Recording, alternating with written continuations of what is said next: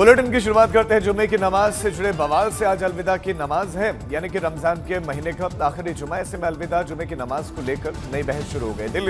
दिल्ली से लेकर यूपी तक चेतावनी जारी की गई है कि कोई भी सड़क पर या घरों की छत पर नमाज नहीं पढ़ेगा। वहीं दिल्ली में बीजेपी के विधायकों ने कमिश्नर को पत्र लिखकर खुले में नमाज रोकने को कहा है। दिल्ली और यूपी जैसे हर एक त्योहार पर एक नई टेंशन लेकर आ रहे हैं और हर त्योहार से पहले वहां माहौल गर्म हो जाता है।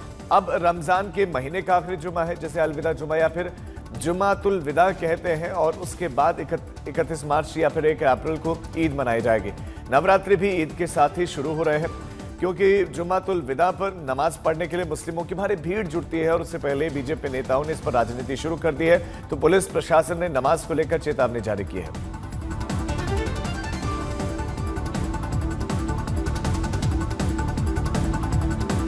दिल्ली और यूपी में जैसे हर त्योहार एक नई टेंशन लेकर आ रहा है और हर त्योहार से पहले माहौल गर्म हो रहा है। रमजान के महीने का आखिरी जुमा है, जिसे अलविदा जुमा या जुमातुल विदा कहते हैं, और उसके बाद 31 मार्च या 1 अप्रैल को ईद आ रही है।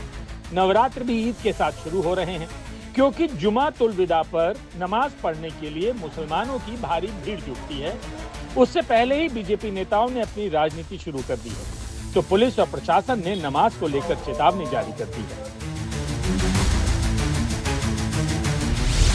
संभल में पुलिस और प्रशासन ने कहा कि सड़क पर और छतों पर कोई भी नमाज नहीं पढ़ेगा। दिल्ली में बीजेपी विधायक ने पुलिस कमिश्नर को पत्र लिखा कि अलविदा जुमे की नमाज सड़क पर न पढ़ी जाए। और तीसरा, यूपी के मेरठ में एसपी सिटी ने सख्त आदेश जारी कर दिए हैं कि अगर कोई सड़क पर अलविदा जुमा और ईद की नमाज पढ़ेगा तो उसका पासपोर्ट और लाइसेंस जब्त हो सकता है। तो पहले संभल की बात करते हैं, क्योंकि यहाँ होली के दिन रमजान का जुमा पढ़ने पर काफी विवाद हुआ। मस्जिदों को तिरपालों से ढक दिया जाता है और तरह तरह की बयानबाजियां शुरू हो जाती हैं। अब जुमातुल विदा और ईद की नमाज को लेकर फिर से वही संकट आ खड़ा हुआ है। संभल में पीस कमेटी की बैठक बुलाई जाती है और पुलिस और प्रशासन की तरफ से साफ साफ कह दिया जाता है कि किसी भी कीमत पर सड़क पर या फिर घर की छतों पर अलविदा जुमे और ईद की नमाज पढ़ने की इजाजत नहीं दी जाएगी। मस्जिद एवं ईदगाह के अंदर ही नमाज अदा की जाएगी और परिसर के बाहर सड़क पे कोई भी नमाज अदा नहीं की जाएगी। संभल के सीओ अब की बार सिवैयां और गुजियां ले आए हैं और ये भी याद दिलाते हैं कि संभल की परिस्थिति अलग है। वो ये भी कहते हैं कि उनकी तरफ से दंगाइयों पर जो एक्शन हो रहा है वो सबूतों के साथ हो रहा है। तो दंगे में कितने लोग थे? पर एक भी आदमी बिना एविडेंस के, बिना उसके नहीं जा रहा, क्योंकि नेम्ड तो 2500 है। तो यहां भी ऐसा नहीं है कि भाई किसी के साथ गलत किया जा रहा हो। 30 मार्च से नवरात्रि शुरू हो रहे हैं, तो दिल्ली से लेकर यूपी तक और यूपी से लेकर एमपी तक 9 दिनों के लिए मीट की दुकानें बंद कराने पर बवाल मचा हुआ है। बीजेपी कह रहे हैं कि नवरात्र पर 9 दिनों तक मीट की दुकानें बिल्कुल नहीं खुलनी चाहिए। तो जवाब में विपक्ष और मुस्लिम नेता कह रहे हैं कि क्या रमजान के महीने में मुस्लिमों ने शराब की दुकानें बंद करने की मांग की थी। वहीं मध्य प्रदेश में विपक्ष ने इस मांग पर सवाल उठाते हुए कहा कि जब मुसलमानों ने रमजान के दौरान शराब की दुकानें बंद करने की मांग नहीं की, तो फिर नवरात्रि पर मीट की दुकानें बंद करने के लिए क्यों कहा जा रहा है।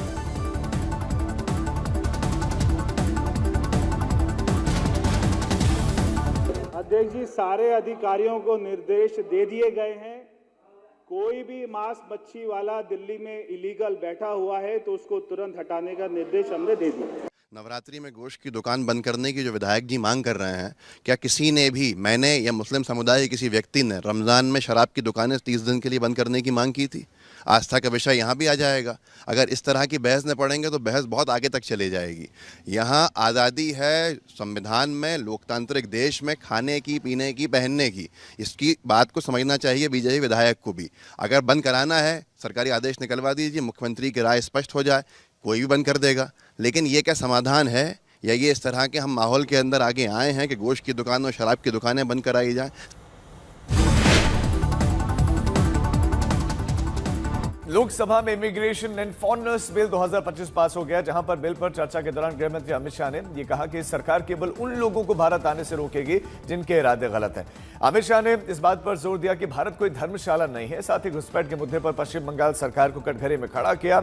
इस दलील के साथ ममता सरकार की तरफ जमीन न दिए जाने का कारण 450 किलोमीटर की सीमा पर बाड़ नहीं लगा पा रही, जिससे कि घुसपैठ होती है। ये बांग्लादेशी घुसपैठिए हो या रोहिंग्याज हो जो घुस कर आते हैं, पहले असम से भी आते थे जब कांग्रेस की सरकार, अब बंगाल से आते हैं टीएमसी की सरकार, घुस कर आते हैं। इनको आधार कार्ड दादा कौन देता है? नागरिक कहां के बने हैं? कहां के बने हैं? जितने बांग्लादेशी पकड़े गए 24 परगना जिले का आधार कार्ड और नागरिकता है मान्यवर। और ये जो आप आधार कार्ड इश्यू करते हो, वो आधार कार्ड लेकर, वो वोटर कार्ड लेकर ये दिल्ली आते हैं, आप उनको आधार कार्ड इश्यू न करो, आदमी क्या परिंदा भी पैर नहीं मार पाएगा। और दादा ये सब चीजें भी लंबे समय चलनी नहीं है। 26 में चुनाव है, बंगाल में कमल खिलेगा और पूरा बंद होगा। ये 450 किलोमीटर जो आपकी कृपा से खुली रही है, वहीं से घुसपैठ है, वहीं नागरिक बनते हैं, वहीं आधार कार्ड बनाया जाता है और देश भर में फैल जाते हैं। This is absolutely false propaganda by BJP and its leader Amit Shah. We are not allowing any Rohingya, any Bangladeshi to enter through West Bengal. If they are entering elsewhere, we do not know. But we are more alert than BJP in preventing the infiltration of Rohingya or Bangladesh. So do you think this is just an attempt to malign TMC? It is just an attempt to malign TMC, and they are warming up for the elections in which they are bound to lose. अब बात करते हैं बंगाल के CM Mamata Banerjee की। Oxford university में ममता बनर्जी के भाषण के दौरान हंगामा हो गया और भीड़ ने बंगाल सीएम को बीच में रोका और तीखे सवाल पूछे। अपने भाषण के दौरान ममता बनर्जी ने यह दावा किया कि बंगाल को हाल ही में लाखों करोड़ रुपए के निवेश के प्रस्ताव मिले। तो दर्शकों में से एक व्यक्ति ने उनसे कुछ विशेष निवेशों के नाम बताने के लिए कह दिया।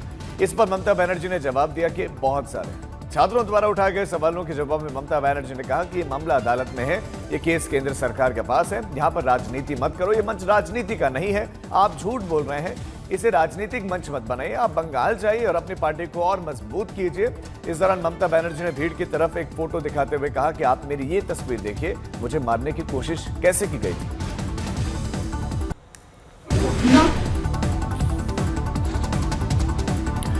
पश्चिम बंगाल के मालदा में कई दुकानों और गाड़ियों में तोड़फोड़ की गई। घटना बीती शाम की है। आरोप के मुताबिक मस्जिद के सामने पटाखा फोड़ने के खिलाफ विरोध प्रदर्शन चल रहा था। उसी दौरान सैकड़ों की भीड़ ने सड़क के किनारे कई दुकानों में तोड़फोड़ कर दी, कई गाड़ियों में तोड़फोड़ कर दी। पुलिस के मुताबिक अब हालात काबू में कर लिए गए हैं, कई लोगों को गिरफ्तार किया गया है। मध्य प्रदेश के मंदसौर में वेंस प्राइवेट लिमिटेड कंपनी में हैदराबाद की कंपनी है और उसके गोदाम में गुरुवार को शाम को खुले पड़े प्लास्टिक पाइप में अचानक आग लगे। देखते देखते आग ने विकराल रूप धारण किया। प्लास्टिक के पाइप में लगी हुई आग ने भीषण रूप धारण किया। धुआं दूर दूर तक दिखाई दिया। दमकल वाहन बुलाए गए, साथ ही स्थानीय लोग भी आग बुझाने की कोशिशों में जुटे रहे और इतनी भीषण आग थी कि जिले की अन्य नगर परिषदों से भी आग बुझाने के लिए दमकल के वाहन बुलाने पड़े।